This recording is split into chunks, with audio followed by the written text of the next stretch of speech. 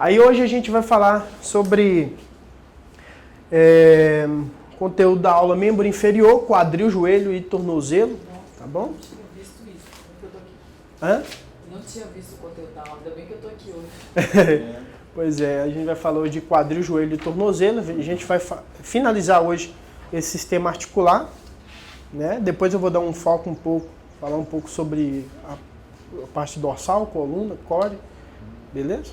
A gente vai colocar um pouquinho. E aí, semana que vem, a gente vai introduzir uma avaliação física, beleza? E aí, o trabalho vai ser baseado nisso. Você vai pegar uma pessoa, fazer uma avaliação. Dessa avaliação, você vai montar uma estratégia de treinamento para ela. Avaliação postural? Isso. Postural. Isso. E aí, você vai montar uma estratégia de treinamento para ela e colocar o que ela quer como objetivo. Além da correção, da adaptação de postura, você vai colocar o objetivo. Cara, ela é uma senhorinha idosa e quer ter qualidade de vida. Aí trabalha o que está gerando disfunção. Ela é uma mulher grávida que quer melhorar ali a estabilidade para ter um parto legal e tudo mais. É o cara que é bodybuilder, quer participar de campeonatos. Então vai ser cada nível. Então, o interessante vai ser no dia da apresentação que todo mundo vai ver situações diferentes, né? O cara vai ter bem atípico, né? Às vezes você pega um caso de uma mulher diferente, entendeu? A mulher, por exemplo, ganhou 2 crianças, às vezes tem diástase abdominal e tudo mais, entendeu? Então você trabalhar em cima desse contexto, ver a complexidade, observações, coisas além do cotidiano que vocês costumam ver, né? Só naquele padrão fechado de avaliação.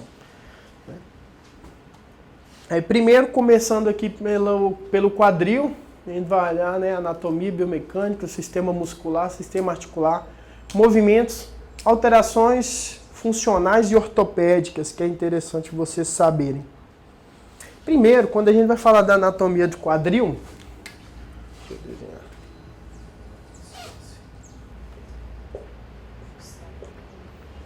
Aqui. Primeiro nós vamos classificar o osso ilíaco. O osso ilíaco é essa parte aqui, ó. Esse osso aqui. Não, o ilho, né, na verdade. Aí a gente divide ele na parte anterior e tem a parte posterior. Essa parte anterior nós temos a espinha ilíaca antero-superior. Ok? E lá na parte posterior nós temos a espinha ilíaca póstero-superior. Ela é dividida em 3? Não. É quando ela tem essa parte aqui da frente e tem atrás. E quando essa protuberância ela chama espinha ilíaca. Como tem 2, aí ela é classificada. Tem essa aqui à frente, a gente consegue palpar aqui, ó.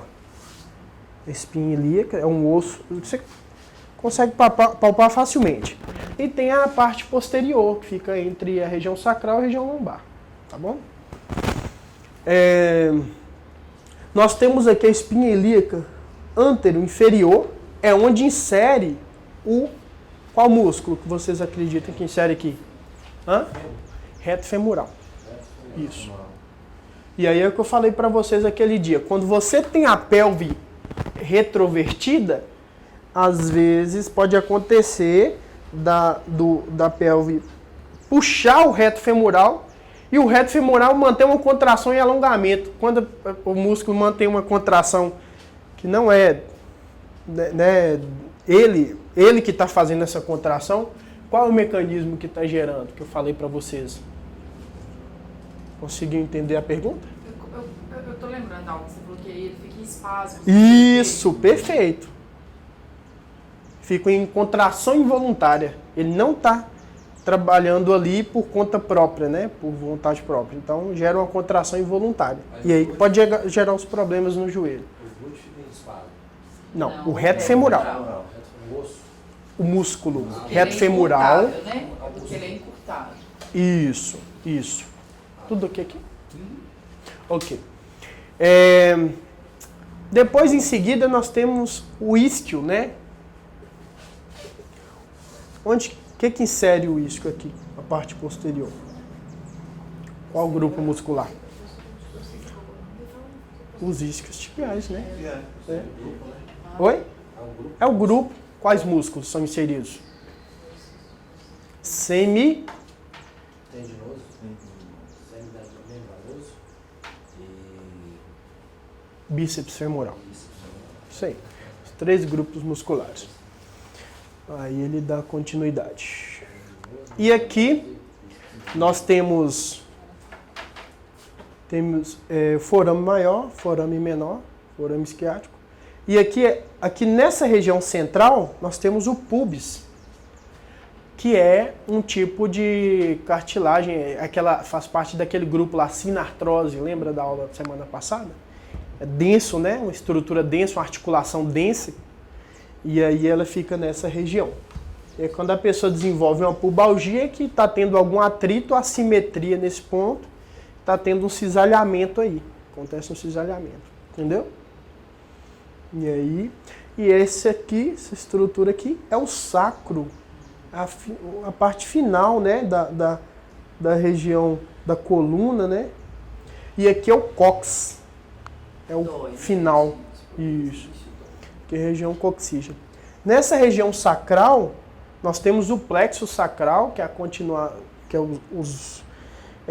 as inervações, o plexo de inervação, responsável por inervar os músculos de membro inferior, certo? E aqui também dessa região que sai o nervo ciático. Não sei se vocês já viram, é o maior nervo que a gente tem. Ele inerva toda essa membro inferior e ele tem algumas bifurcações quando chega a um certo nível aqui abaixo. Ok? Sinartrose. Então vamos lá. Estrutura anatômica. Peguei essa peça anatômica aí fresquinha, né? Olha só. Nós temos aí o fêmur, né? Aí aqui nós temos o trocânter maior. O que insere aqui no trocânter maior, gente? Glúteo médio. Isso. Nessa região aqui. No trocânter menor, qual músculo que insere nele? Isso. Trocânter menor. Qual que é? Não.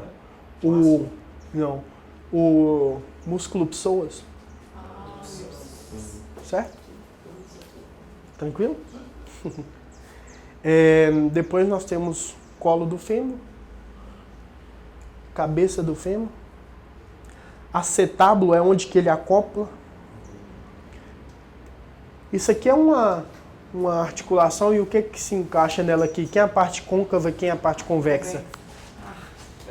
Gente, é muito simples. Côncavo vem de quê? Concavidade. O que é o côncavo ali? O que é o nome desse aqui, ó? Essa caixinha que acopla aqui. Acetábulo. O que é a parte convexa? A cabeça do Entendeu? Fazendo isso para vocês falar que quando a gente fala, a gente assimila o Mas é contexto. verdade, agora já cabeça do reforçou no meu cérebro. Você já falou mais ou menos assim. E o que acopla aqui é o ligamento iliofemoral. Entendeu? Faz a acoplação desse tecido articular. Tá bom? Alguma dúvida até aqui? Agora aqui eu separei os movimentos do quadril, os músculos envolvidos, né? Separei aquele mesmo vídeo, gente, que ele é interessante para vocês estudarem depois, viu? Só um instante. Deixa eu aumentar o volume aqui.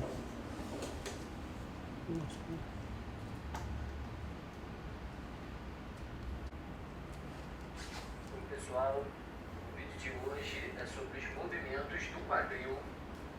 São 6 movimentos e em todos os exemplos a perna direita é a perna de referência. Não sei.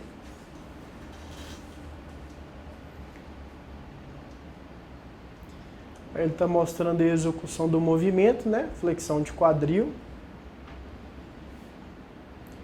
Psoas maior, O responsável por esse movimento de flexão de quadril que auxilia no movimento é o psoas maior e o ilíaco.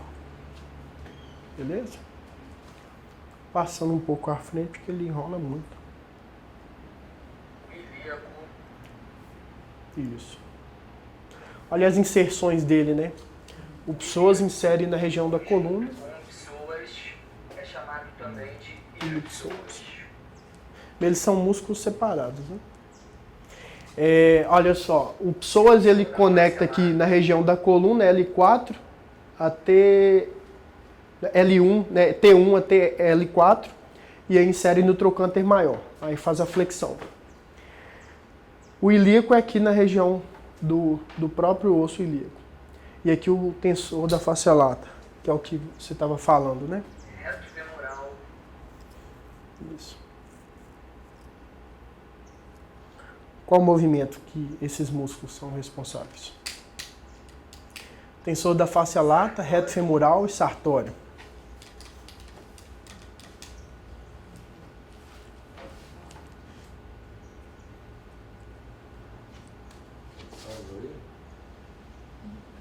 Flexão, flexão, extensão.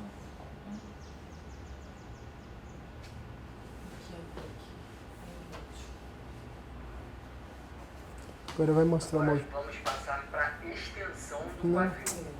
Espera aí, rapidão. Face lata. Vocês não pegaram. Parou no psoas maior e ilíaco. Isso. São 6 movimentos, então esse foi o primeiro. É que vocês não pegaram o início desse aqui. Tensor da face lata. Primeiro ele está falando o nome dos músculos, né? Reto femoral. Reto femoral.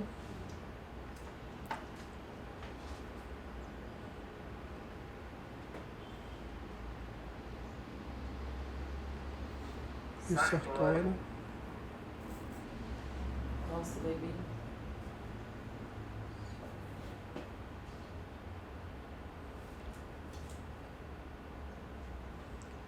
Adutor. Adutor longo.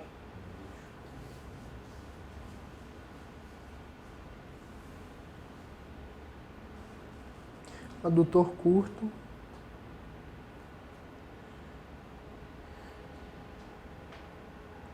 Que é o movimento de elevar a perna para trás. Visão frontal.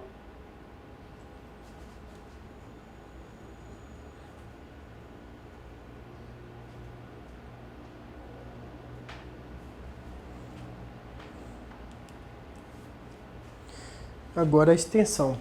Entendeu? Na verdade, aquele lá, por exemplo, o principal ali é o psoas, né? Os outros auxiliam no movimento, mas tipo de forma secundária, né? Agora na extensão.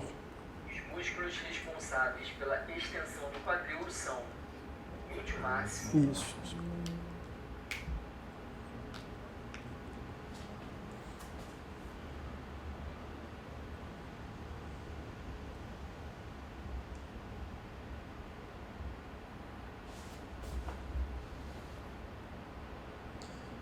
Bíceps femoral, cabeça longa.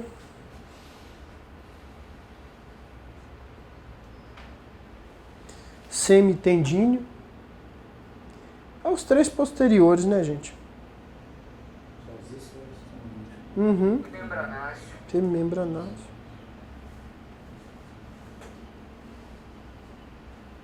E adutor magno é uma parte dele, auxilia. Ele colocou todo, mas é uma parte dele. O texto do músculo.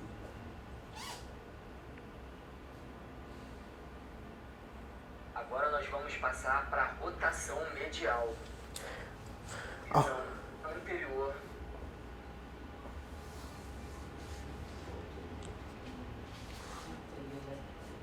A rotação medial. Vamos aproximar agora. Que é aquela grade que a gente dá no coisa lá. A rotação medial.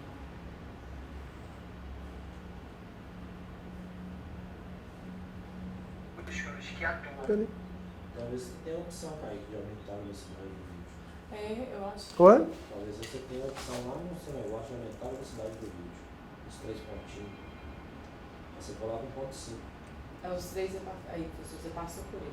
Aqui embaixo, ó. Aqui nessa parte Aí aqui. vamos dois. No próximo.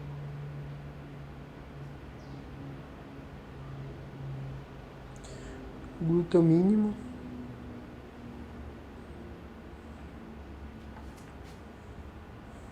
Tensor da face lata. Uhum. Tem gente que desenvolve tendinite do glúteo médio. Por esse fator, ele mantém essa contração muito intensa, principalmente a pessoa que anda fazendo rotação interna, né? Ou tem joelho valgo. Por isso que o tensor gera muita inflamação também, entendeu?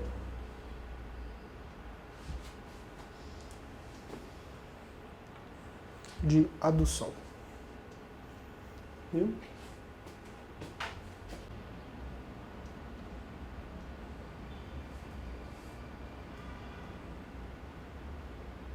Magno. Movimento de adução, viu?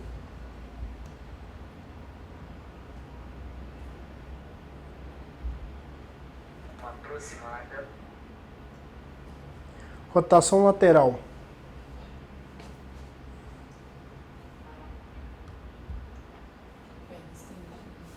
A rotação lateral são o glúteo máximo,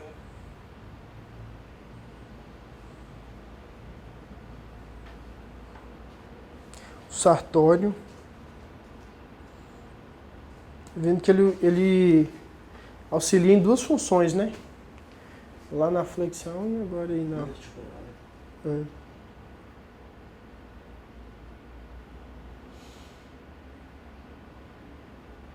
piriforme, Vou falar em síndrome do piriforme. Eu já, mas eu não tô lembrando. Fala, Já ouviu só dá falar? uma Inflamação que dá no piriforme. Pressiona o nervo ciático.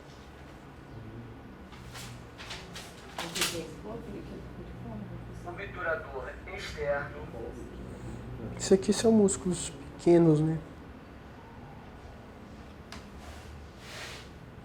Gêmeo inferior.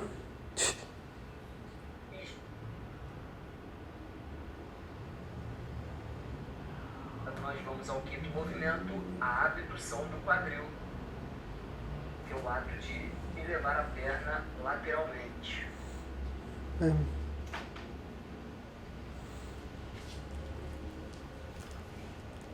Aí às vezes a pessoa peca muito nesse aspecto, né? Confunde o que é rotação lateral com a abdução. É claro que tem alguns músculos semelhantes com a execução do movimento. Mas aí a pessoa pode fazer uma abdução com rotação também. Isso. Sabe que é o que geralmente a gente faz para poder ativar. Ah, tá em cadeia aberta, Os né? músculos que atuam na abdução do quadril são o glúteo médio, glúteo mínimo, Tensor da face lata, né? tensor da face lata,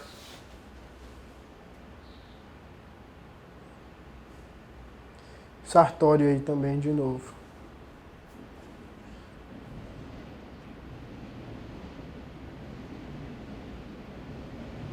do quadril,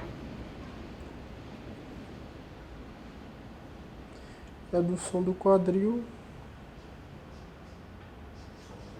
vamos dar uma aproximada,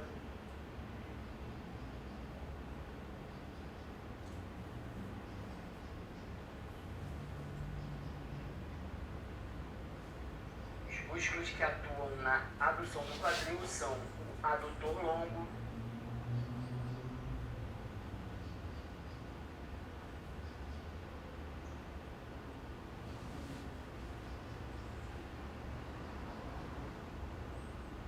adutor curto,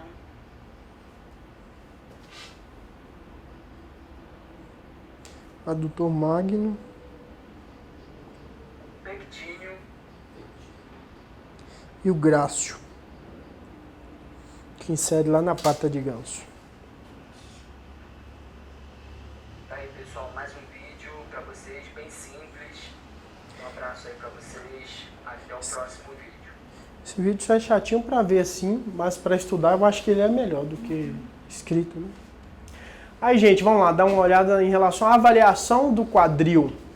Aqui eu separei para vocês um tipo de alteração na região pélvica. Antiversão e retroversão.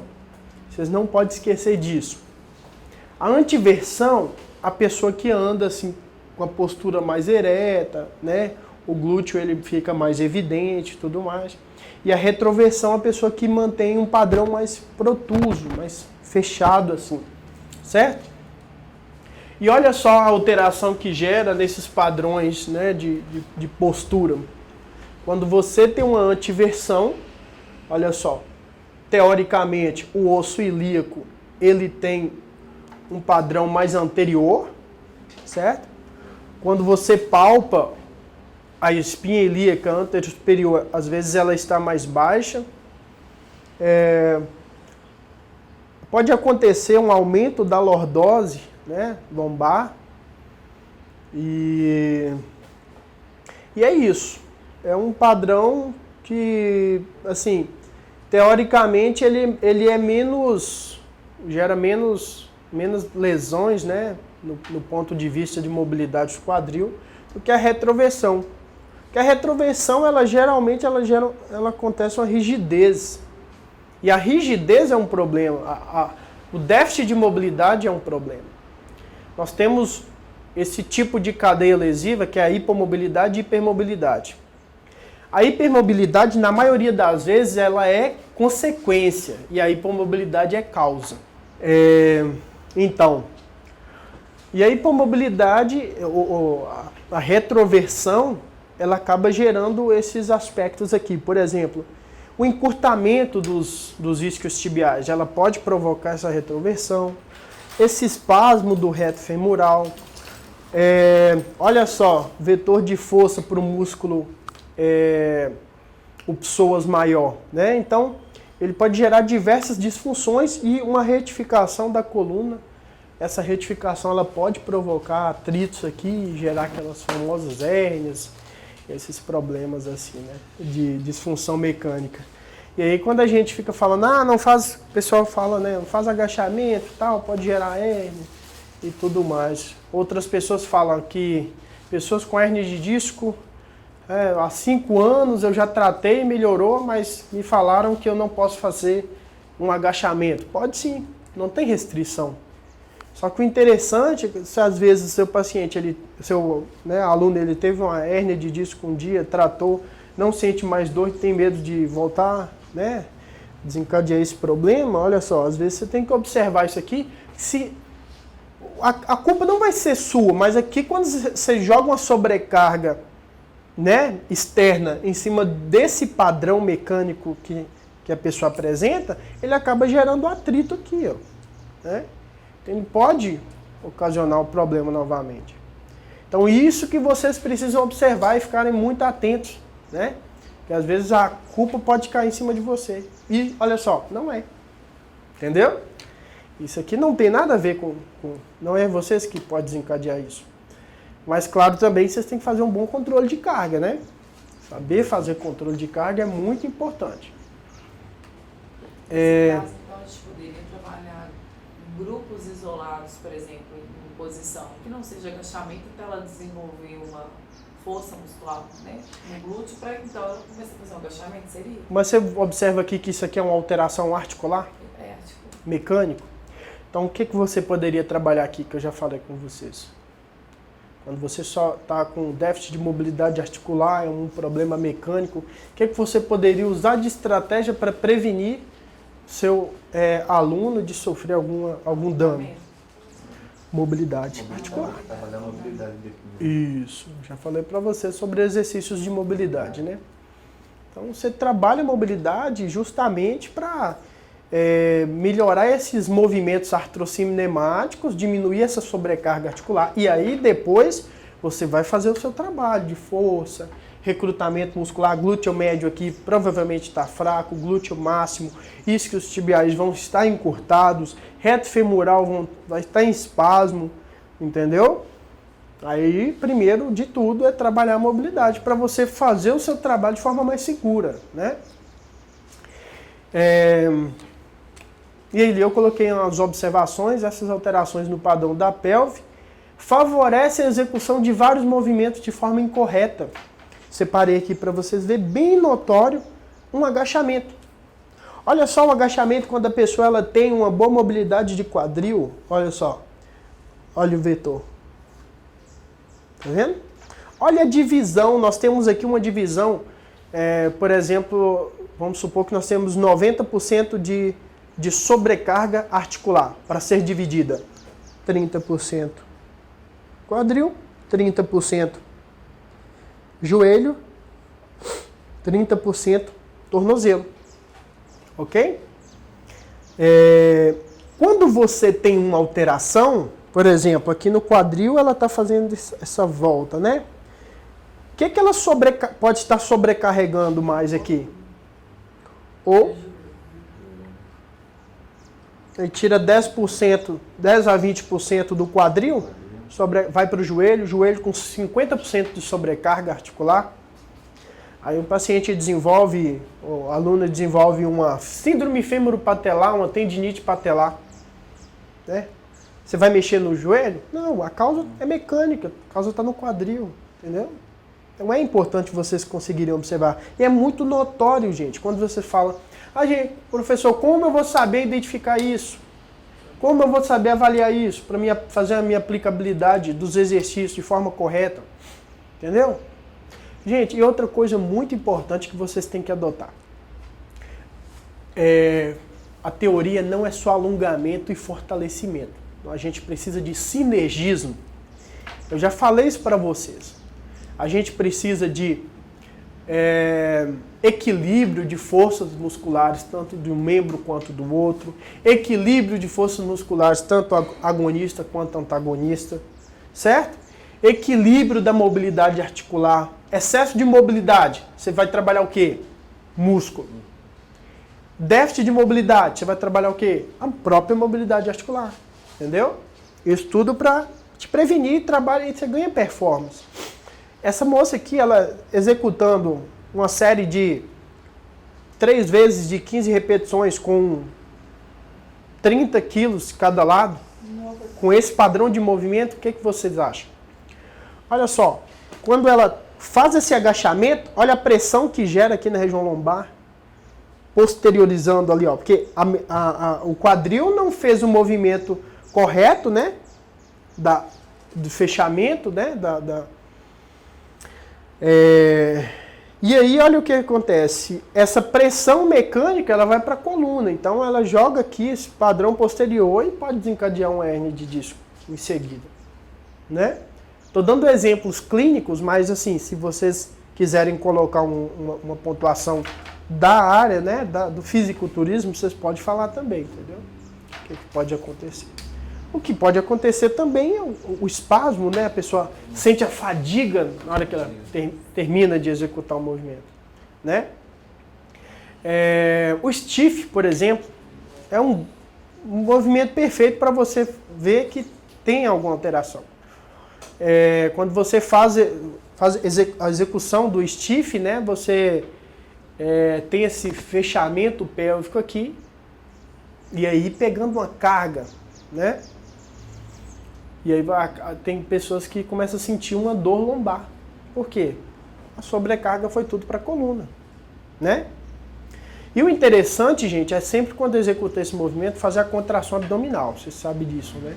Sempre contrair o abdômen para dissipar essa energia, dissipar essa sobrecarga de força, né? Se chama de brace abdominal.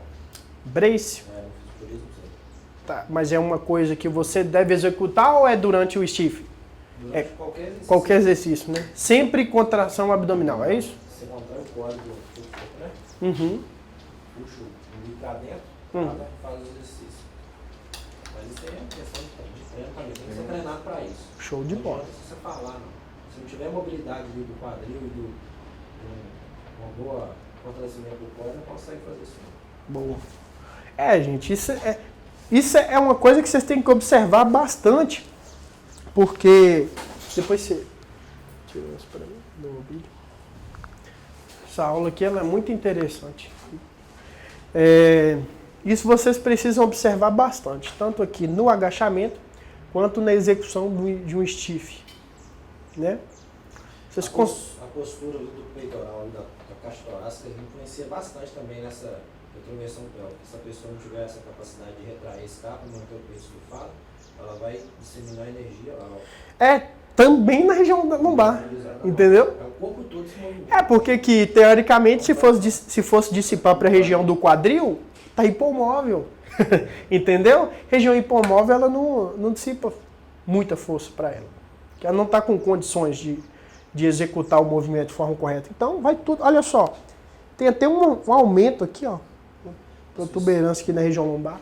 O grupo feminino não tem costume de treinar a parte do peitoral, as costas, não, tipo assim, tem uma restrição. Então, acontece muito mais dificuldades em cima do que embaixo. Isso, mas assim, se o caso da execução do agachamento sair nesse formato,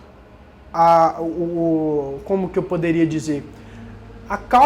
O fator causal poderia ser o déficit de mobilidade quadril.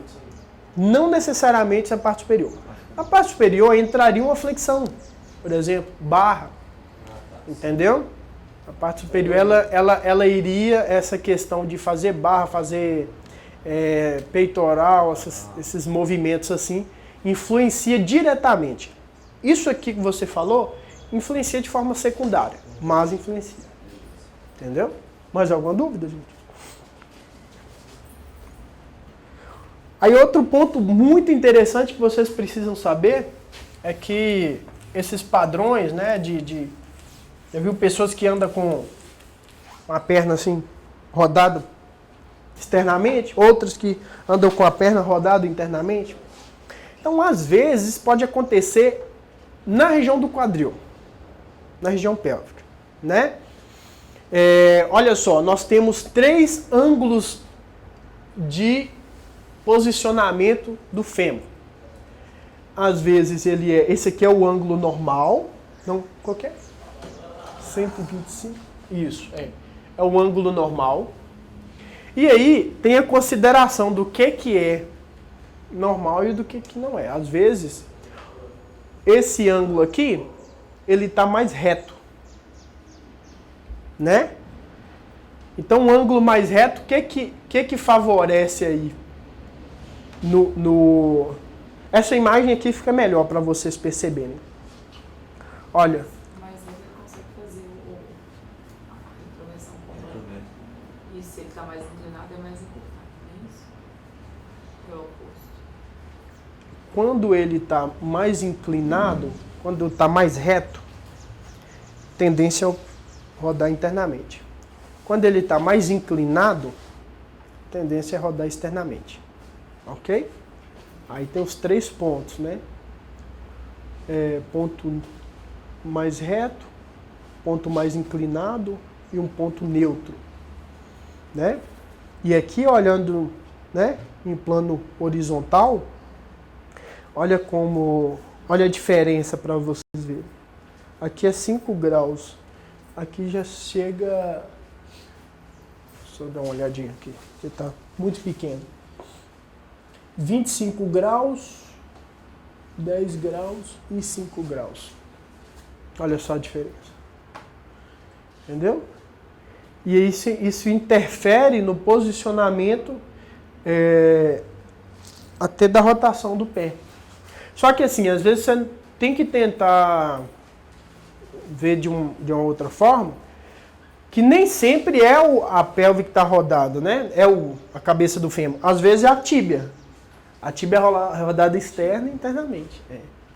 Já viu, gente? A perna aqui é reta, quando chega aqui ela faz uma curva assim. Isso mesmo. Aí dá pra você até observar pela... Parece que o joelho dela vai sair pra dentro. Eu tenho, viu? Se vocês quiserem pegar pra fazer parte do trabalho, pode ter certeza que... O joelho jogado pra trás, por que tá desse jeito? Hiperextensão, né? Eu até coloquei. Hiperextensão. Então, quando você, às vezes, o fêmur, ele desce de forma correta, mas quando chega na tíbia, olha só, a minha parece ser rodada um pouco internamente. Entendeu? Às vezes ele é rodado internamente. Isso gera aquele valgismo do joelho? Isso, esses padrões acaba desencadeando o valgismo. Valgismo e vago? Oi? Valgismo e vago, o oposto? Valgo e varo. Ah, Valgo não cavalga, o varo cavalga, já ouviu falar? O valgo é aquele fechamento assim, aproximação maior entre os joelhos. Olha só, ó. O valgo é isso aqui, ó. O joelho tá aqui, enquanto você tá aqui. Entendeu? E o oposto? O oposto é igual o Neymar, né? O cara aqui. Qual que é o nome dado para o oposto? Varo. Vago. Isso. Vago. Valgo e vago. Isso. Vago ou vago? Ó. Varo, Confuso. Varo. varo. Ah, tá. Vago. Vago. Ele falou com Entendi. rival. Viu? É confuso. Entendeu? O varo, a cabeça do fêmur, ela é reta. Ela é esse aqui, ó. Isso aqui, ó. O ângulo mais fechado. Quando você tem a cabeça do fêmur aqui nesse padrão aqui reto aqui, ó. O que favorece? Olha só. Vou voltar no slide anterior. Vou pensar no Neymar, correr mais. Olha só. Quando isso aqui é muito reto, ó, gera um atrito maior entre o acetábulo e a cabeça do fêmur. Entendeu? Tem uma pressão muito grande, né? E quando é mais inclinado, gera uma sobrecarga mecânica muito intensa nessa região aqui, ó. Sacou? E quando é inclinado, é a pessoa que pode ter o valgo. Quando é reto, é a pessoa que tem varo. Deu para entender? Dá para entender? Não, se não der, eu repito novamente, não tem problema não. Mas isso é complexo mesmo. Ó, o ângulo do fêmur, ele reto, pensa para vocês verem assim, ó, mecanicamente. Quando ele é reto, isso favorece ter um arco da perna. É a pessoa que anda assim. Joga para fora. Isso, estilo Neymar. Lembra? Quando o osso é mais inclinado, favorece isso aqui, ó, um fechamento. E aí o paciente, o aluno, ele tem valgo. Entenderam agora? Influencia lá embaixo, talvez na passada? Isso, influencia na passada também, na marcha. Vai influenciar o pé pronado, posição pronada. Aí isso aí entra outra parte. Tem a parte de membro inferior, né, que às vezes é a tíbia que é rodada, entendeu? Eu vou falar sobre isso. Mas assim, voltando sobre a questão aqui, quando a pessoa tem esse ângulo reto, que favorece o varo, né, joelho varo, ou perna vara, que tem duas questões. Quando favorece esse padrão, ele pode ter uma retroversão, né? Professor, seria isso assim, aí Valgo. Favorece uma retroversão. os meninos do aplicativo. Entendeu? Interessante pra gente fazer avaliação física. Quando ele tem um ângulo mais inclinado, que eu tinha falado, pode favorecer a anteroversão.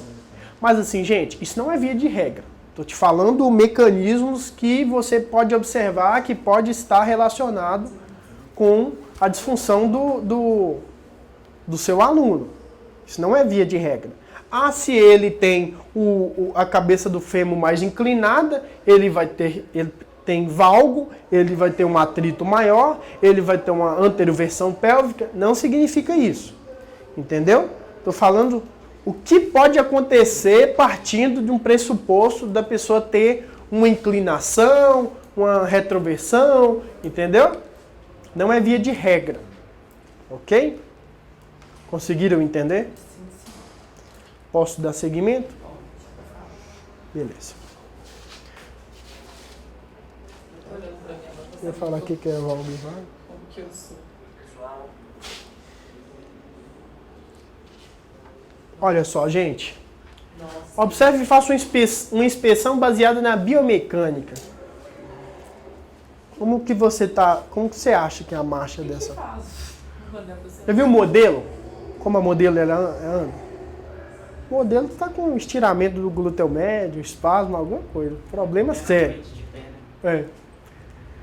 Mas ali, olha para você ver, o padrão de movimento que ela tem que executar é aquele, né? É regra, né? Só que é uma regra lesiva. Olha o que acontece aqui na pelve.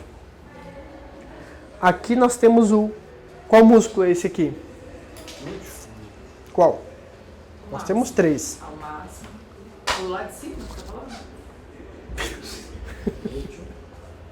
Glúteo médio, gente. Ah, no cantinho. Olha só, aqui, ó. Ah, tá, sim. Desculpa. Eu achei você marcando, né? Seria uma elevação do glúteo médio? Não, isso aqui ele está estirando o glúteo médio. Olha só o que está fazendo. Ela gera uma decoaptação do trocânter, né? Que afasta um pouco. Que ela faz isso aqui, ó. Ela não tá com essa disfunção. Entendeu? Ela faz isso aqui, ó. Então isso na aqui posição anatômica. Agora que eu entendi o movimento, ela tá andando. Tava assim, é ó. marcha, gente. Aqui é Entendeu? uma avaliação dinâmica, entendeu? Olha Ó, só. Ela tá andando, ela tá perna flexionada. Então ela tá jogando força e sustentando num lado. E aí fazendo essa disfunção do quadril, seria, né? Isso mesmo. Ela anda tipo rebolando. É isso mesmo. Tá Já viu vendo gente que assim? eles diziam na minha E o que favorece aqui, ó? Às vezes a pessoa tem uma escoliose funcional. Nossa. Que o corpo ela tem que se adaptar, né? Ele fica andando nesse movimento, a coluna fica Eu fazendo. achei que era alguém, porque, por exemplo, às vezes a gente vai tirar foto, a pessoa tem um ombro mais alto do que o outro. Geralmente tem. Aí você vai fazer o quê? A pessoa é assim, não pode fazer nada não, né? Depende do nível de discrepância que ele tem aí, né? Isso aqui é bem significativo. É. Se o paciente tiver com problema no joelho, aqui você vai identificar na hora, né? Por exemplo, aqui você não vai pegar ela para fazer uma barra, né? Lá livre, logo de início com peso, com carga. Pode ir para a cadeia fechada primeiro. Vai lá, banco abdutor, né? Para recrutar músculos. Não é nem trabalhar a parte neuromuscular, a execução do movimento em movimento. Execução do exercício em movimento. Pode começar a recrutar músculo, que isso aqui está totalmente perdido. Entendeu? Assim, de início.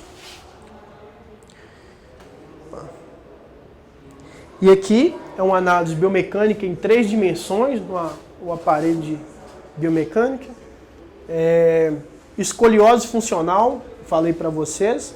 A coluna ela fica movimentando. Valgo dinâmico, essa alteração da pelve, ela favorece a pessoa desencadear um valgo dinâmico. O que é? Você olha aí, ele aqui, não tem valgo, né? Tranquilo, tudo reto. Mas quando ele vai andar, ele faz um movimento. Entendeu? Roda, interna, aqui ó. Então o valgo dinâmico, ele pode desencadear por conta dessas alterações aqui do quadril. Entenderam? Consegue... Então a avaliação de Dinâmico, uma no caso, foto, você né? vai Tem que mandar um... perceber quando ele marchar. na marcha. Na marcha. Paulo tinha falado de marcha com vocês? Isso. Isso aí. Instabilidade pélvica. As mulheres aí, quando começa o período, esperando bebê, né? Às vezes no período fértil. Naturalmente, o corpo gera uma adaptação, né? Os hormônios femininos geram uma adaptação na região pélvica, geram um amolecimento dessa região pélvica para favorecer a passagem do neném, né? Do bebê. E essa instabilidade pélvica pode desencadear problemas tanto no joelho quanto na região lombar. E quando cresce, né? Quando já está com o barrigão, o que favorece? O centro de gravidade. Paulo até falou isso com vocês, né? O centro de gravidade ele acaba alterando, então favorece essas fadigas, né, musculares. Então, são situações que vocês podem esperar. Né? Então, o que é o contexto hoje, né, da pessoa que trabalha com o condicionamento físico? É prevenir dela não desencadear problemas, né? Não só problemas, né? A gente sabe que a atividade favorece muitas situações, questão psicológica, né, e tudo mais. Mas, assim, vocês entendendo essa mecânica aí, vocês evitam da pessoa desenvolver problemas musculoesqueléticos, né? Eu acho que a maioria das pessoas estão buscando é que vocês nem falam, devolver função. As pessoas às vezes vão procurar. É verdade, gente. Educação física, eu não procuro fisioterapeuta. Mas, eu queria fazer uma coisa que eu estou sentindo tanta dor no joelho. Aí você Mas você faz igual o dono da academia, toma remédio, toma anti-inflamatório. não, toma remédio. Totalmente errado, né? Não, eu Fala isso. É um ciclo totalmente ensinar a pessoa a fazer a controverso. absorção do peso corporal de acordo com as, né? Gente, quando você trabalha nesse sentido, nessa pegada assim, você vai ter muitos resultados. Mas o que acontece é que quando você não tem conhecimento de situações adversas que pode acontecer, você fica inseguro na execução do seu trabalho. E às vezes você não tem o resultado esperado.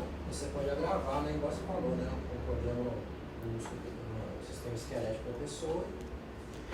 Só que às vezes o que acontece é que esse agravamento não é culpa sua. Caiu na sua mão. Não, mas se você tem capacidade de analisar uma marcha, uma pelve, já é responsabilidade sua, dependendo do que você for passar para ela, você vai agravar a situação. Não, sim, isso que esse é o objetivo. Ela pode chegar, sim, com os problemas, e aí não é responsabilidade sua, mas você tem que ter a capacidade de análise biomecânica para não passar exercício que pode agravar isso mesmo. Na verdade é o seguinte, o que acontece, como acontece com nós fisioterapeutas, pode acontecer com vocês também. O paciente, o aluno, ele estava em outro procedimento. Finalizou esse procedimento, vai para quem? Para vocês. Se esse procedimento que ele estava fazendo não foi executado de forma correta, né, ou então não chegou até o final do tratamento, essa bomba pode cair para você. Então, por isso que é importante você identificar essas situações, porque você já vai deixar, né, para o seu cliente a informação correta do que está acontecendo. Se for necessário, você vai indicar para o outro profissional, né, se não for da sua competência. Mas assim, não pegar esse pepino, porque depois ele pode, né, piorar aí na sua mão. Às vezes não é nem pelo fato dele ter um histórico de academia errado. É uma disfunção que ele teve de postura a vida inteira, né? A vida inteira. É por isso que a gente sempre toca na tecla de fazer o trabalho neuromuscular primeiro, né? Sempre falei nesse contexto. Fazer o trabalho de core, como vocês falam, é tipo assim, é um pilar, né, no treinamento. Então, você tem que usar, no período que você pega seu cliente, você tem que utilizar essas estratégias preventivas como um pilar da sua conduta, né? A gente chama isso daí de exercício educativo. Exercício educativo? Legal, é isso mesmo. E olha as disfunções que podem ser desencadeadas por conta desse problema, dessa mecânica incorreta aí, ó. Bursite trocantérica nessa região aqui, ó. Já ouviu falar? Bursite trocantérica por quê? Porque tem uma bursa aqui na região do trocânter, acima dela passa os músculos, né? Tem o tensor da face lata, o glúteo médio passa aqui por cima, né? Então o que causa essa bursite, por exemplo? A bursa não tem nada a ver com o problema. A bursa ela foi pressionada e ela inflamou, certo? O problema, quem está gerando, são os grupos musculares. Ele está pressionando essa bursa, entendeu? Síndrome da banda iliotibial. Vocês já ouviram falar? É inflamação. Dói muito, né? Pessoa, principalmente corredor. Né? Síndrome do corredor, tem gente que classifica o nome também. Síndrome patelofemoral. Síndrome femoropatelar. Patelofemoral, tanto faz. Mas assim, atualmente, todas essas disfunções de joelho, por exemplo, sem ser artrose, mas condropatia, condromalácia, tendinite patelar, Muita coisa, né? só que agora eles pegaram isso e transformou nesse nome aqui, ó, síndrome fêmuro-patelar. Por quê? Porque você não consegue ter a certeza que realmente é uma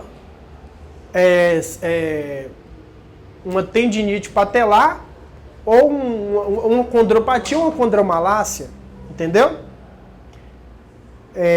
Eles mensuram assim, né, fazendo exames de imagem, essas coisas, esses procedimentos aí para fazer a avaliação. Assim, não consegue ter uma certeza absoluta que uma é uma situação, outra é outra. Então, usa síndrome fêmuro-patelar, pode ser uma causa não específica. Porque eu já falei para vocês, cartilagem é inervada ou não? Cartilagem? Isso. Não é inervada, né? E nem vascularizada. Se a pessoa ela começa a sentir uma dor no joelho, fez o exame de imagem, no exame de imagem não apareceu uma destruição cartilaginosa significativa, não é a cartilagem que está fazendo o paciente sentir dor. Entendeu? Então, tem que analisar o contexto geral, por isso que essas dores no joelho consideradas síndrome fêmuro-patelar. E você dá esse tipo de diagnóstico também, o paciente ele gera uma catastrofização, né, do problema. Então é muito importante você ter noção dessas questões também. Respaldo médico, né? Nossa, é muito abstrato, né? É muito. A gente vai lá no médico, vamos ver o que ele vai dizer, vai fazer uma avaliação. Aí chega lá, eu acho impreciso, às vezes, né? Vai de cada médico. Mas é muito impreciso, eu acho, a dinâmica de resposta deles para o paciente.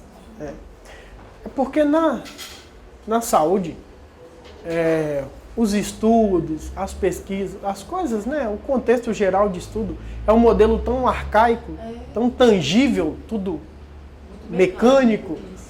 Então, isso favorece muito, às vezes, no sentido da conduta. Eu, particularmente, tento buscar estratégias diferentes nos meus atendimentos. Entendeu? Porque se a pessoa foi ali, né? É porque ela já está sentindo uma dor, então ela quer ouvir. Aí você só atesta que a pessoa está tendo aquilo mesmo. Então você foi ali para você ser atestado. Você pagou para ouvir que você tem um problema. Você já sabe que você tem. Então ela vai ali procurar uma solução, né? E sai sem nada. Não, é muito frustrante. Esse modelo tangível, assim, as coisas assim, é complexo demais. Né? Esperamos que isso mude. Né? Mais alguma dúvida?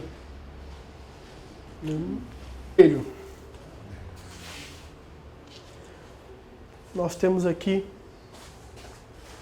a anatomia do joelho, né? Nós temos os ossos. A parte superior aqui nós temos o fêmur.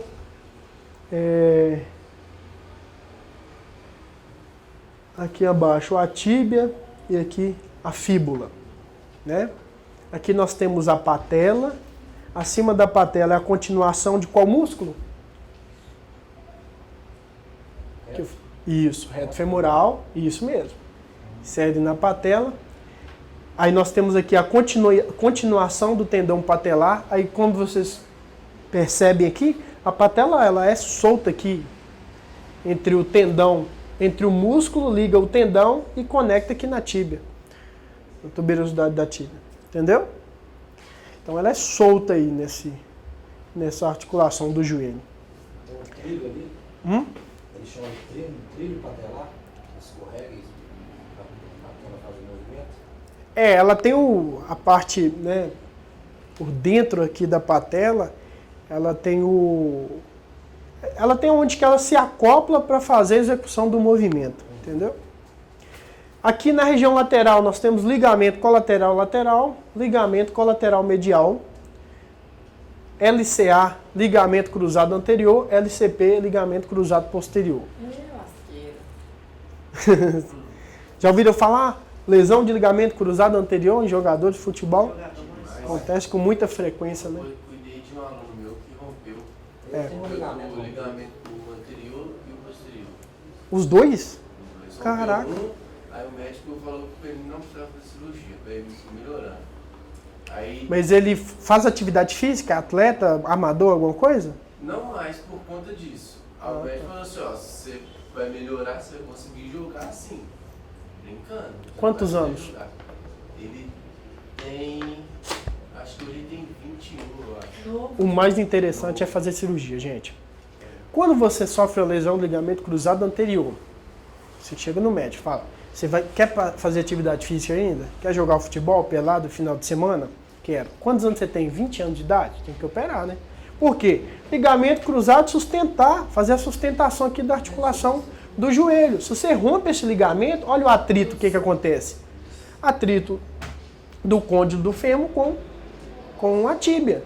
E aqui embaixo nós temos um amortecedor do joelho. Qual o nome dele? Uma estrutura que amortece o joelho. Menisco. Menisco medial, menisco lateral. Entendeu?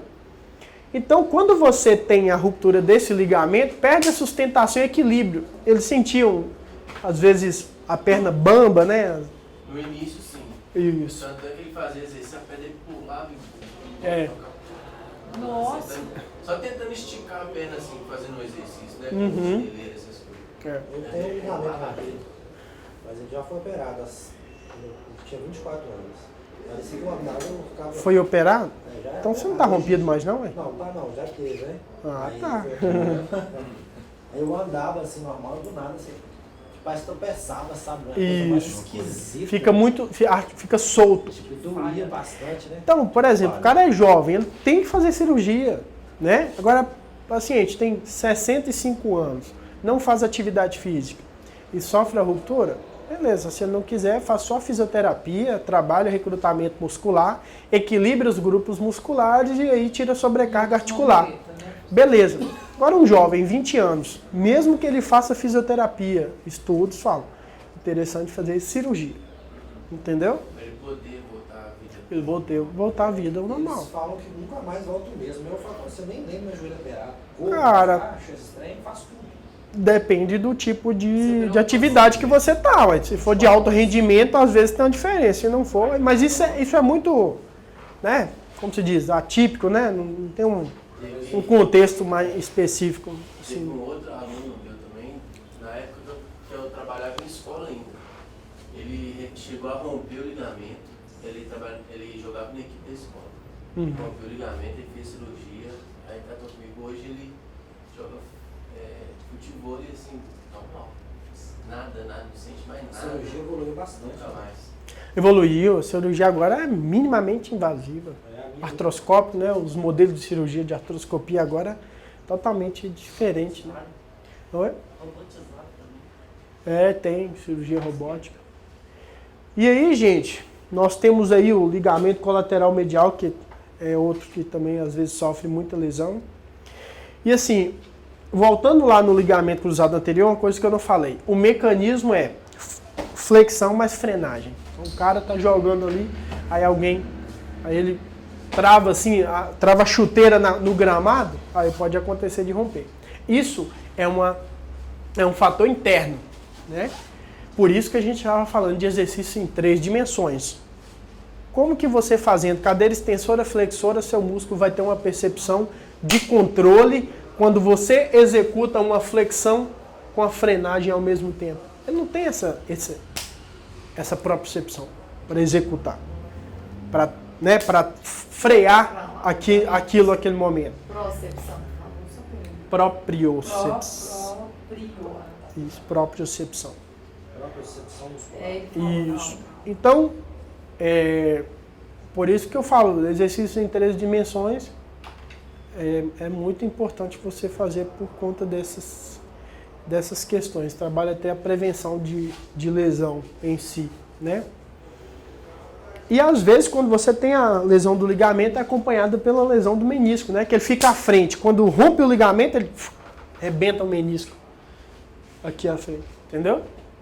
Então pode ser um acompanhado com o outro. Inserções patelar, pata de ganso, já ouviu falar? Insere aqui, ó. É o sartório grasso e semimembranoso. Os 3 tendões inserem nessa região medial. Beleza? Não, semitendinoso, perdão, viu? Semitendinoso. Ainda faltou e aqui. Tubérculo de Gergi. Tubérculo de Gergi é onde que insere qual músculo aqui? Tensor da face alata. Ok? Na verdade, tensor da face alata, o trato iliotibial, né, que já é a face mesmo. E ele insere nessa região lateral. Então, muitas vezes, quando a pessoa apresenta uma dor no joelho de forma idiopática, apareceu assim do nada, às vezes está ligado a isso aqui, ó. Essa tensão. Não necessariamente você vai chegar no ponto de ter uma síndrome, né, aquele síndrome do trato tibial e desencadear o problema. Às vezes, você tem um problema no joelho e tá tendo aquilo ali, só que, tipo, não tá... Essa região, você sabe que o tecido facial é muito inervado e vascularizado. Às vezes ele não está mandando resposta de dor, de que está com inflamação para o cérebro. Então, ele não chega ao ponto de gerar essa sobrecarga. Mas aí, o aluno começou, às vezes, a sentir uma dor, um cansaço excessivo, palpa ali, ó, tá muito intenso. Ou está com dificuldade de fazer o movimento, o agachamento. Então, por isso que a liberação miofascial é muito interessante nesse contexto, que auxilia ter na performance, na execução do movimento, do exercício com carga. Eu tenho uma colega que está com dor aqui no joelho, aí ela identificou. Olha como que as coisas são bem adversas. Ela é manicure. Então, muitos anos fazendo unha, 20 anos, né? A pessoa coloca o pé aqui, ó. Então ela não consegue fazer agachamento, mas ela sente dor aqui. Bem nessa região. Bem, aí ela foi descobrir junto com o médico dela e tal, que era em função dela colocar uma sobrecarga. A pessoa colocava o peso da perna toda lá em cima do joelho dela. E o que acontece aqui? A vascularização, que era para ser, né, irrigada nesse ponto, ela está sendo comprimida. E é um tempo, né? Que é umas quase 2 horas fazendo Está sendo comprimida. durante 20 anos da vida dela, fazendo isso. Não consegue agachar hoje. É igual um contexto que eu sempre falo, igual tem do meu curso, liberação miofascial também vai ter, quando você sofre de problemas gastrointestinais, né? Nós temos uma veia que ela desce, que ela sobe, ela faz tipo um filtro, né? Que é da corrente sanguínea de membros inferiores, passa aqui nessa região, se não me engano, veia cava, se não me engano.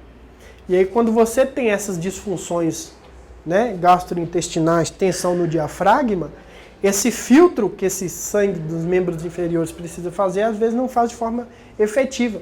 Aí tem gente que sente dor nas pernas, assim, nunca foi diagnosticado nada, mas sente dor na perna, sente fraqueza, entendeu? Então às vezes pode ser ocasionado por o sistema que está aqui, ó, né? Entendeu? Então, o corpo é uma unidade, né? Não, você tem um problema no pé, pode estar relacionado com o joelho, com o quadril. Então, a gente tem que tentar ver dessa forma, tá bom? Aqui nós temos, qual é esse músculo aqui? Isso. E esse aqui? Por baixo do reto femoral tem o quê? Intermédio. E cruzando aqui, esse aqui. Isso, perfeito. Estão boas anatomia, hein? Estão ótimos, eu tô pensando, meu pai É sempre assim, a gente acha que tá bom, a gente tá sempre assim. É, pô. Eu tô indo depois. Sempre essa dualidade. Olha lá. Vamos ver o movimento.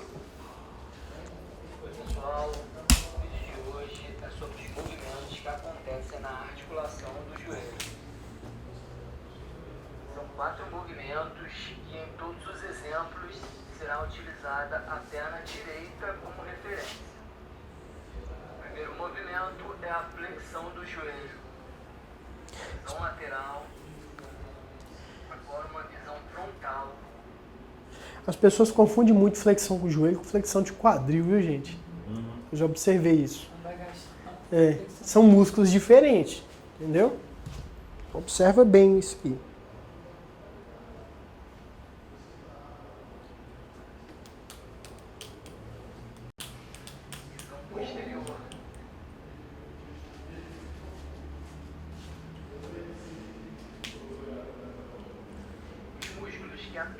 flexão do joelho são bíceps femoral, cabeça longa, bíceps femoral, cabeça curta,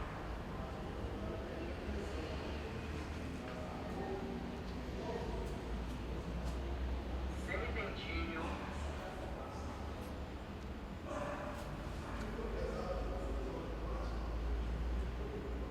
semimembranáceo, grácil,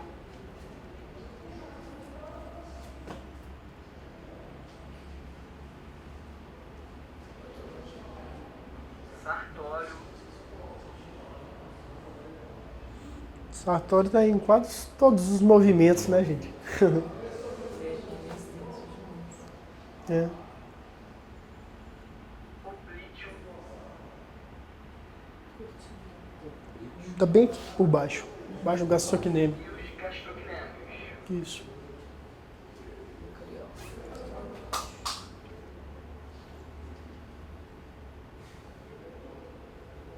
Outro biarticular. Agora nós vamos a Outro biarticular. Né? que é o ato de esticar a perna. Outro grupo biarticular. É. Extensão do joelho. Aqui na própria gravidade, né, já.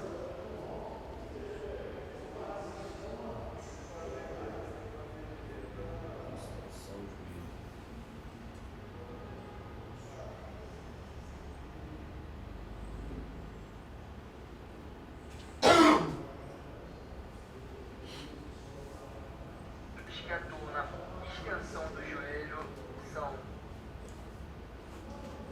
reto femoral, Reto femoral.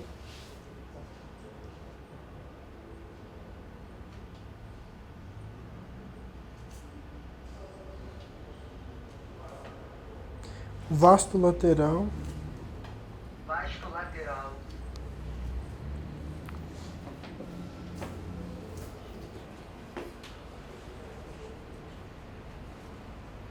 vasto medial, Na academia, qual aparelho vocês utilizam para fazer esse trabalho desses extensores de joelho? e o vasto intermédio, Cadeira extensora. coberto. Oi? Cadeira extensora. Isso. O que mais? Mas como que você vai fazer com a caneleta? Sentada? Tá. Tem mais algum diferente? Cadeia cinética fechada tem algum? Cadeira extensora. É? Rotação interna. Como que é o leg press? Leg press 45. A rotação medial do joelho Isso aí, já. acontece com o joelho flexionado. Outro ponto importante, rotação do joelho. Referência à perna direita. Só flexionado. Tá vendo? Não entendi. Quando você vai executar um movimento de rotação do joelho, é só em cadeia. Você tem que estar flexionado. Porque aí você faz roda internamente. Você não pode fazer uma rotação com o joelho estendido, né? Isso.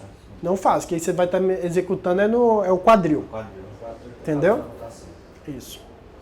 Alguma sugestão de quais músculos envolvidos na rotação interna do joelho? Nossa, peraí, tô tentando sentir ele aqui. Sartório. Não, rotação Rotação do joelho. interna. Peraí. Por isso você tem que entender a anatomia. Que aí você pega do ponto, que aí você pega o ponto em que da inserção do músculo com o movimento, associar o movimento. Entendeu? Eu vou soltar aqui. Eles vão sustentar, né? Eles ficam em isometria aqui, ó. Olha,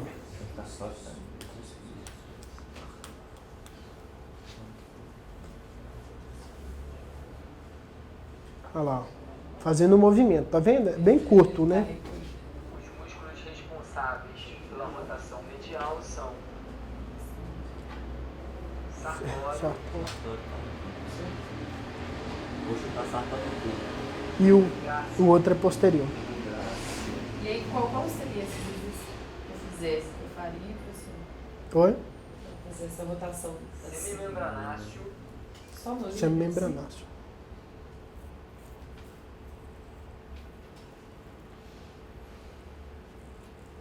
semitendíneo,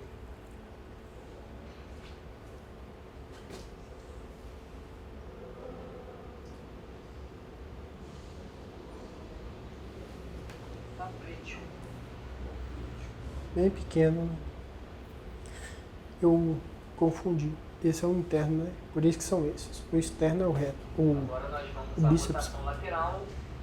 A Aí, ó. rotação externa também só acontece com o joelho flexionar.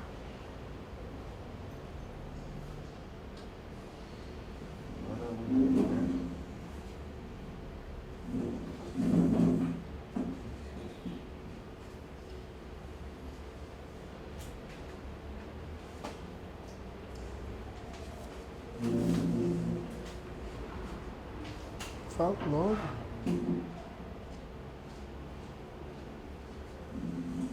Responsáveis pela rotação lateral são o bíceps femoral, Cabeça curta e cabeça longa.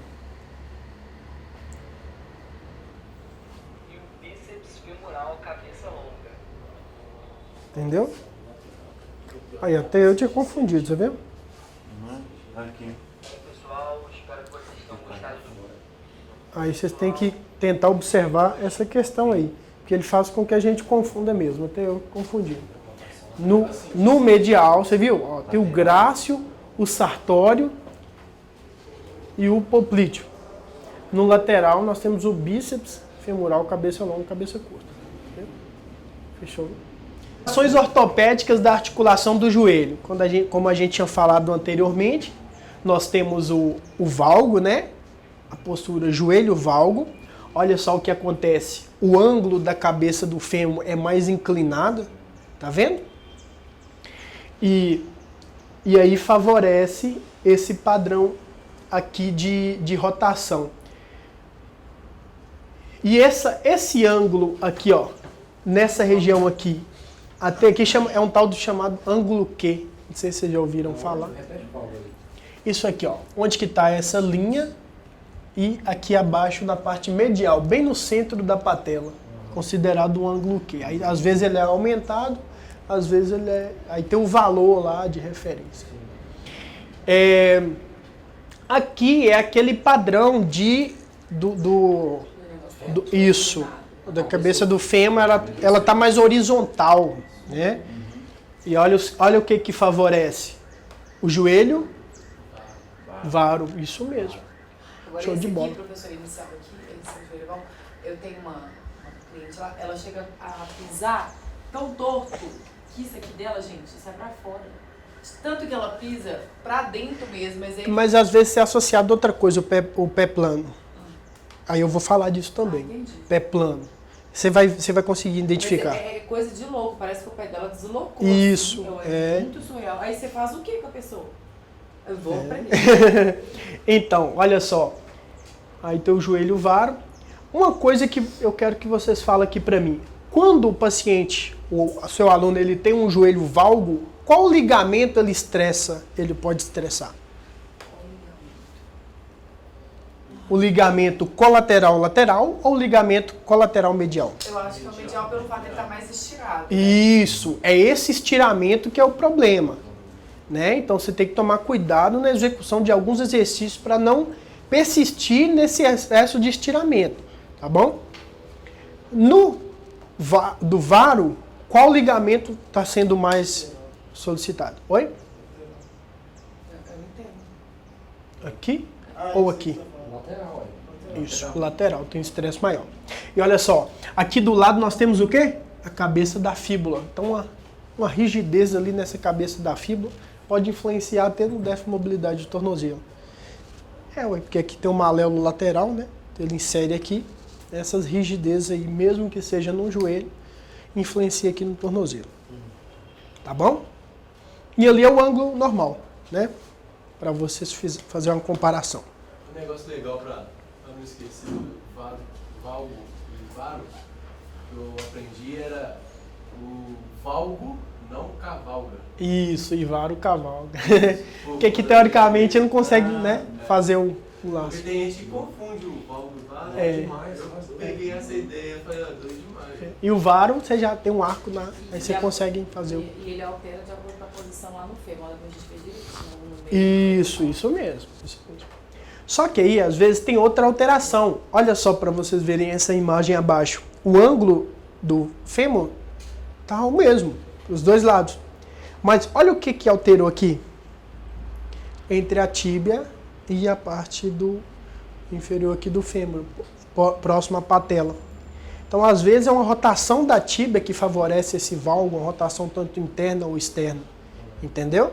Então, tem um aluno lá que ele tem a pisada assim, a pronada, ele pisa com a lateral do pé.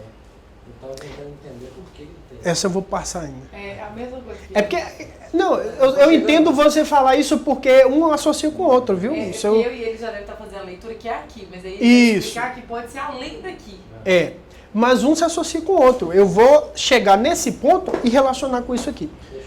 Aí, olha para vocês verem aqui, olha o ângulo de afastamento na parte lateral entre a tíbia e o côndilo lateral do fêmur, né? Olha só. E o mesmo lado do outro. Então, às vezes, ele não tem um valgo varo por conta do padrão ou da rotação da pelve, mas sim da tíbia, né? Então, tem dois aspectos aí que você tem que observar. E o gênero recurvatum, ou a hiperextensão... Você, ó, professor, você é esse aí, ó. Mas chato. é mesmo, Eu né? sei. Você Precisa falar? Mas, enfim, a hiperextensão, que tipo de estresse que eu posso gerar aí? Aí fecha o joelho, como chama essa? Na parte posterior. Na posterior. Não, eu falo a parte articular. Ah, tá. Né? E no joelho, o que eu posso causar? Eu comprimindo ele aqui o tempo todo, assim, ó. Mas nós temos o menisco, que é um amortecedor, entendeu? Eu não posso forçar muito ele, não? Na verdade, você só estressa o menisco quando você faz uma projeta anteriorização, é o contrário. Que é assim. Se você manter muito assim, ó, flexionado, aí você estressa o menisco, entendeu? É tanto que a ruptura do menisco é essa frenagem também. Ou quando rompe o ligamento cruzado, vem a consequência de romper também lesionar um pedaço do menisco, entendeu? Mas esse aqui vocês entenderam, né? E essa perna hiperestendida, o que ela favorece? A pelve. Concordam? Perna quadril hiperextensão, quadril retrovertido. Gente, vocês ficam se perguntando por que acaba desencadeando essas disfunções? O nosso corpo é uma estratégia de adaptação. Quando tem uma parte, por exemplo, eu tenho uma hiperextensão, se eu for analisar o ponto da hiperextensão, para onde que o meu corpo está jogando? Para posterior ou para anterior? Membro inferior. Olha só, para onde que ele está jogando? Para trás. O que o nosso corpo faz de adaptação? Joga o quadril aqui. Olha a postura, olha a hipercifose. Aí, tipo assim, aí você faz uma retroversão, melhora o joelho. Entendeu? É tipo um quebra-cabeça. É um ponto dissipando para um lado e o outro para o outro. Para tentar manter o equilíbrio. Ajustes biomecânicos. É isso. Reação em cadeia. Isso aí entra no outro aspecto. Ele entra em outro aspecto que é o de cadeias musculares. Nosso corpo ele é mantido em cima de adaptações. Quando você tem uma retroversão, aí gera uma hipercifose, né? Então o nosso corpo sempre faz adaptações nas regiões articulares para manter no ponto de equilíbrio. Entendeu? O ponto de equilíbrio seria o centro de gravidade? Eu falo assim, centro de gravidade. Mas aí de uma articulação com a outra, entendeu? Isso. Joelho vai, tíbia vara, hiperextensão de joelho. Isso. Vamos para o tornozelo agora, né? Ossos do pé. Nós temos a tíbia, nós temos o talos, osso navicular, onde se liga o tibial posterior. Vou falar por que a pessoa tem um pé plano. Nós temos o calcâneo, cuboide, as metatarsofalangianas, proximal, médio e distal. Temos o osso cuboide, cuneiforme.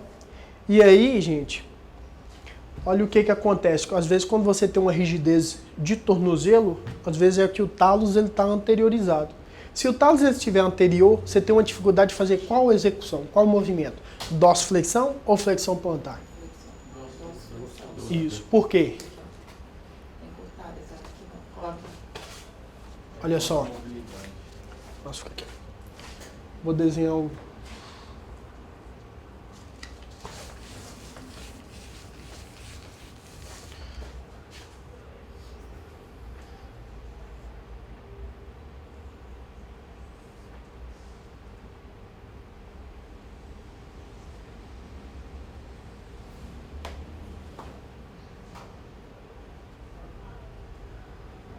né? Aí vem aqui. Enfim, vou desenhar o pé todo não, mas olha só. Quando você tem o talos, ele está mais anterior, o tornozelo ele limita o movimento de dorsiflexão, né? E aqui na lateral do talos, o que conecta aqui? Qual o nome dessa estrutura aqui? Maléolo lateral. Isso. Isso. Você consegue palpar aí, né? Nós temos o maléolo lateral e o outro lado. Não, esse lado aí qual que é? Medial. Isso. Maléolo medial e maléolo lateral. Isso. Quando você tem um déficit de mobilidade de tornozelo, às vezes esse talos ele está anteriorizado, ele está mais aqui à frente. Ou então você está com déficit de mobilidade articular do tornozelo em si. Quando você chega na cabeça da fíbula, aqui acima, né? Vamos supor que a cabeça da fíbula está aqui.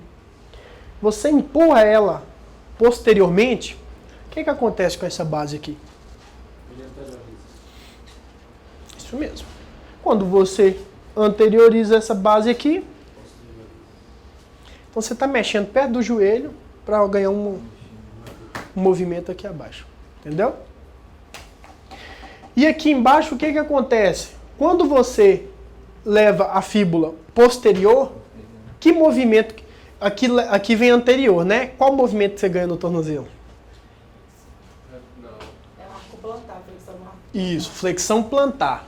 Aqui vai posterior, aqui vem anterior. Se isso aqui vem aqui pra frente, isso aqui tá aqui, aí ele vem pra cá, favorece o tornozelo fazer o quê? Não, flexão plantar. Se eu anteriorizo isso aqui, esse movimento desse maléolo, ele vai para onde? Posterior. Se ele vai posterior, ele favorece qual movimento? Dorsiflexão. Perfeito. Entenderam o contexto? Nossa. Fundiu essa fumaça aqui, você viu? Flexão plantar, dorsiflexão. Isso. Entendeu?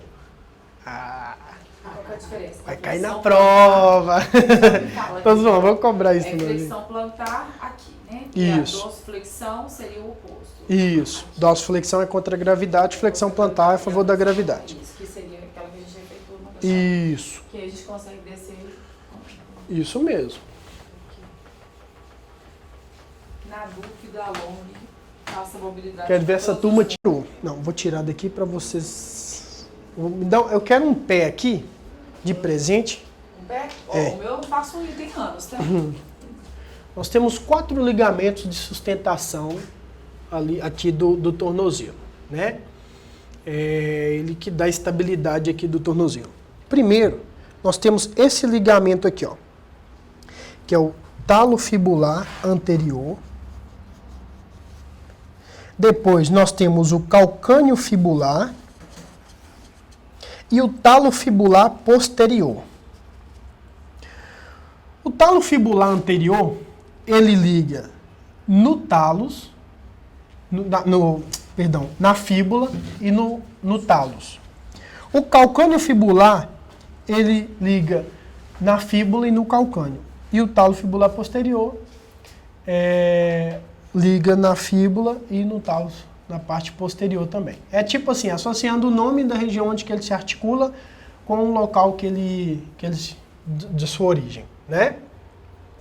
E aí, depois nós temos o ligamento deltoide, que é esse ligamento aqui.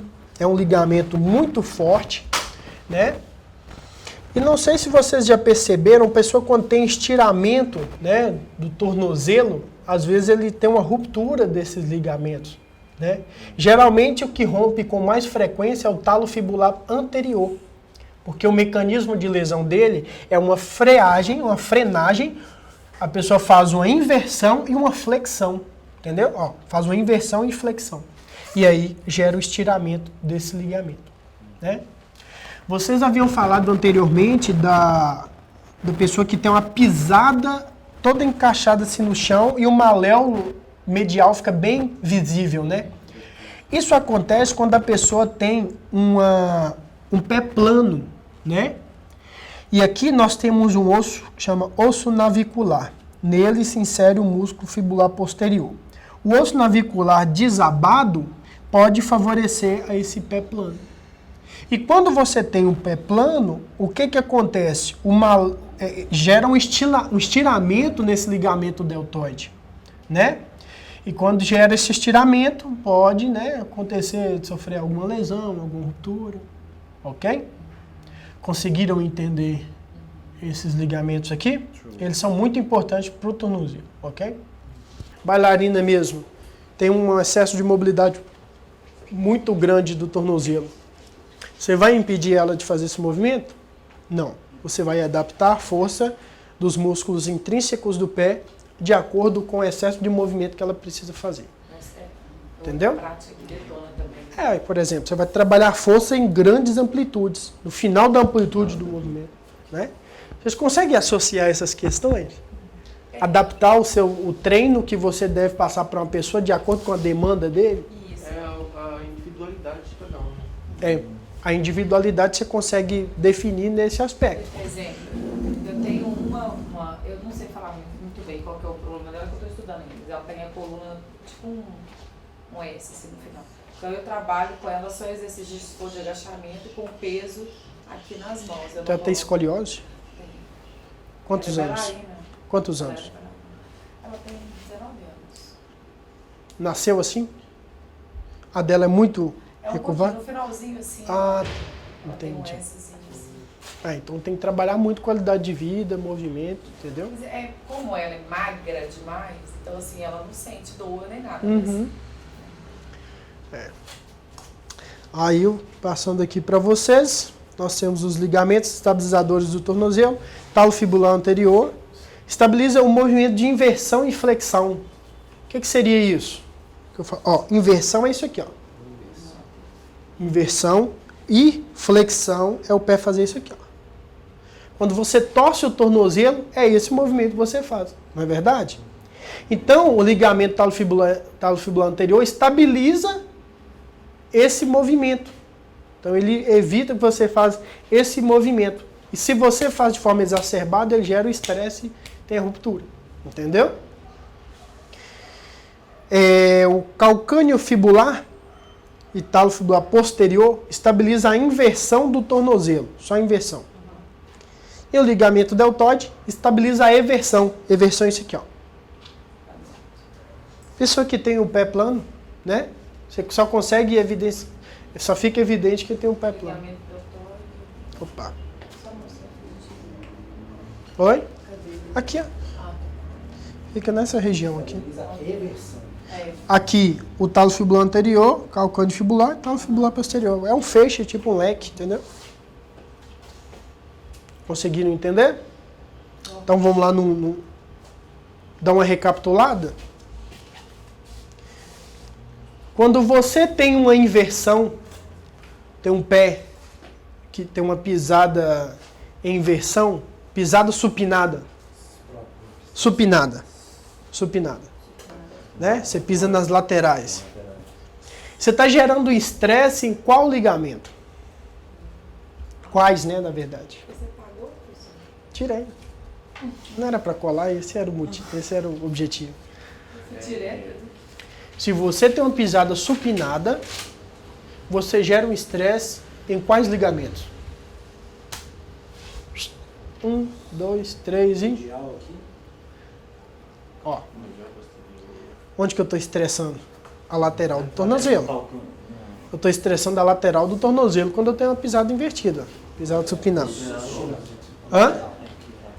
Então eu vou estar gerando estiramento no talo fibular anterior e calcâneo fibular. Fibular. Entenderam? Sacou? Quando eu tenho o pé pronado e a pisada invertida, né? A pisada pisada com eversão e o pé pronado, essa parte medial fica bem evidente quando a pessoa não tem o arco plantar. Eu gero estresse qual ligamento? Isso. Lembra do... É o nome do ligamento, viu? O ligamento deltoide. Isso. Deltoide do... O quê? tornozelo aqui. Isso, essa parte medial. Liga na tíbia com a parte... Tem um feixe grande, né? Então liga com vários ossinhos ali do tornozelo. Agora vamos olhar o movimento? O vídeo de hoje é sobre os movimentos do tornozelo e o primeiro deles vamos começar com a dorsiflexão.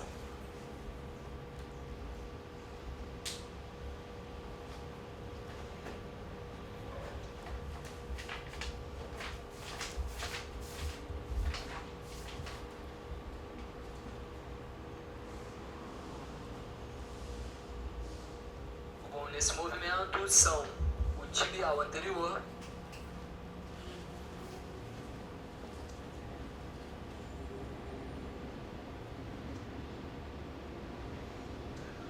o extensor longo dos dedos,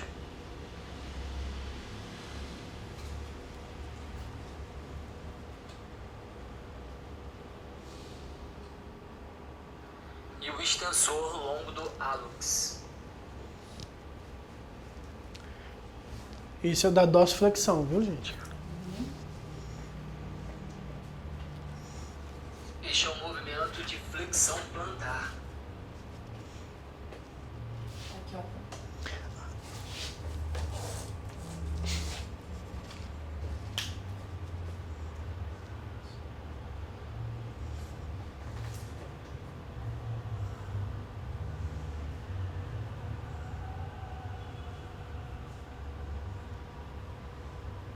Os músculos que atuam nesse movimento são o gastrocnêmio,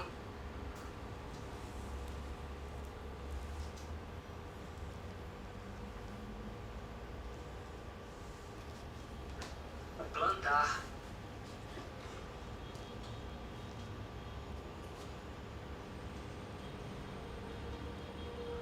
o sóleo,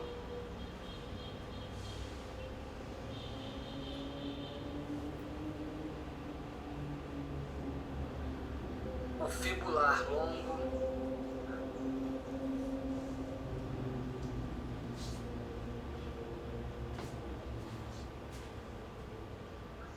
o fibular curto,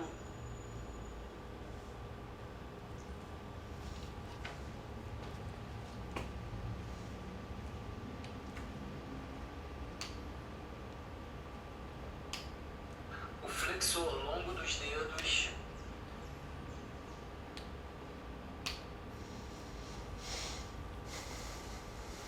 o flexor longo do hálux,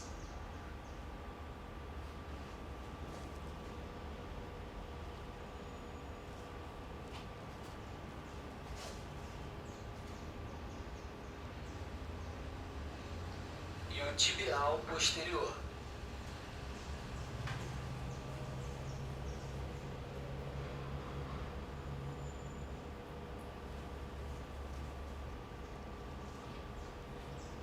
Agora vamos ao movimento de inversão. Os músculos que atuam nesse movimento são o tibial anterior,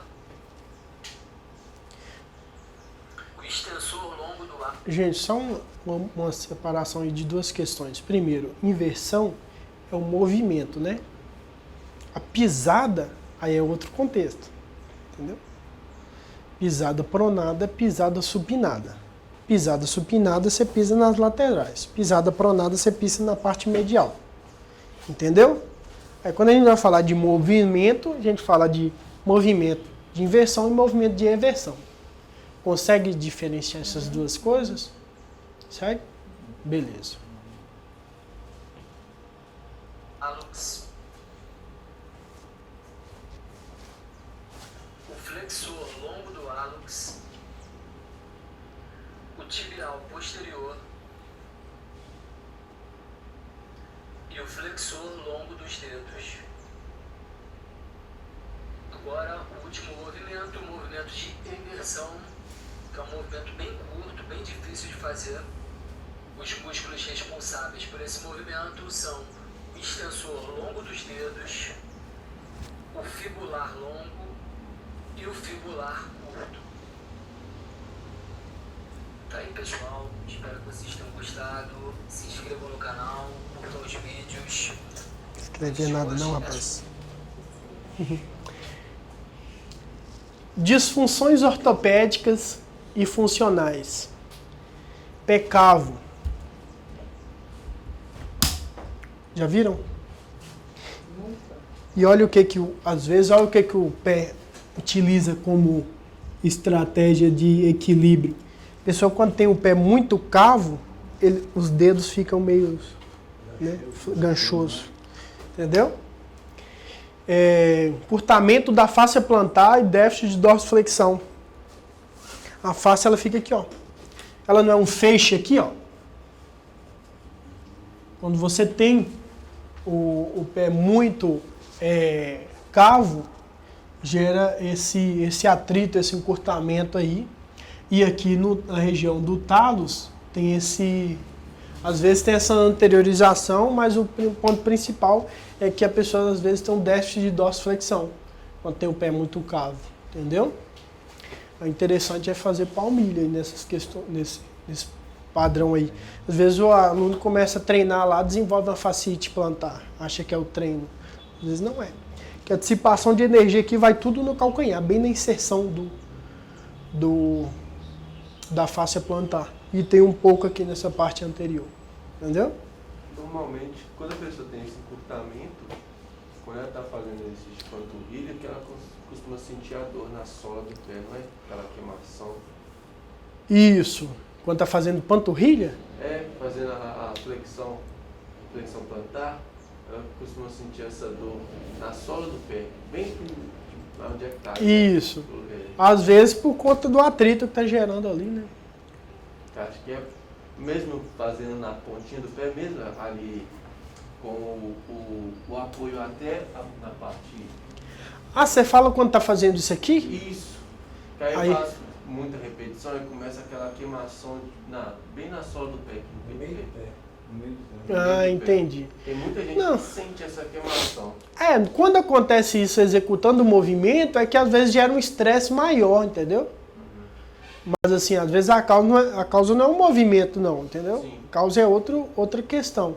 Mas assim, é bom evitar, né, alguns movimentos que pode gerar esse estresse mecânico no tecido facial, entendeu? Eu imaginava que era encurtamento mesmo dos flexores plantares. Não, mas tem a fáscia também. Ela, como eu falei anteriormente, é muito inervado, vascularizado, então ela interfere bastante, entendeu? Pé plano gera uma queda do osso navicular que insere o tibial posterior. E aí as pessoas têm o valgo de calcânio. Aqui, ó. Aí calcânio também tem a teoria do varo e valgo, viu, gente? Sabia? Ó. Entendeu? A pessoa, quando ela tem... Aí você faz pisada supinada. Quem tem a pisada supinada, que o calcânio dela pode estar em que tipo de disfunção aqui? Valgo ou varo? Não, é isso mesmo. Valgo ou varo? O de cá é varo, o de lá é valgo. Isso. Supinado. Não. Aqui que é valgo. Ó, isso aqui é valgo, entendeu? Isso aqui é varo. Ah, tá. No calcânio. Eu subi lá pro joelho. Não, esquece o joelho. Agora vamos pro tornozelo. Se ela tem a pisada supinada, o calcânio dela pode ser em qual daqueles ali? Valgo ou varo? Varo?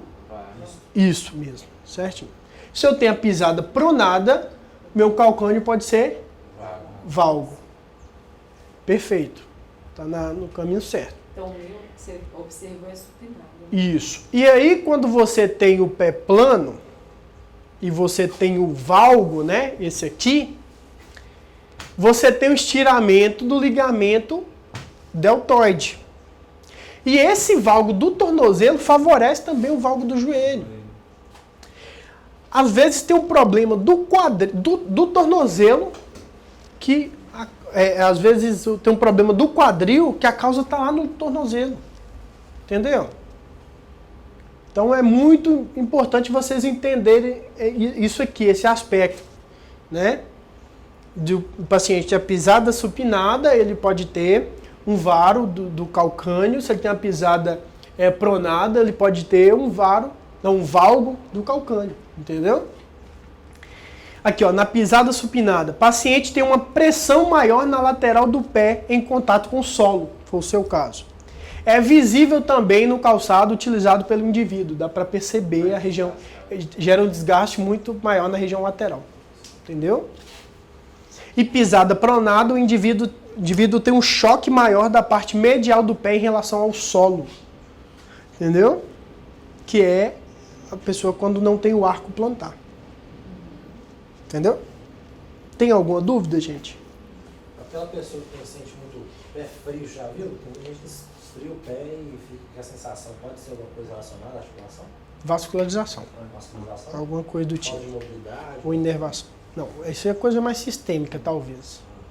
Tem pessoa que esfria o pé e não esquenta mais. Alguma outra coisa. Outra coisa? Mas o mais esperado, assim, às vezes é uma vascularização, alguma coisa do tipo. Conseguiram entender? Aí, ó. Sem arco plantar, né? Pé plano, pé muito cavo, e aqui tá o normal. Número S. Isso aqui normal, pisada supinada, favorece o varo do calcâneo, pisada pronada, favorece o valgo do calcâneo. 100%? 100%. Em caso de dúvidas. Isso aí. Fechamos a aula de hoje.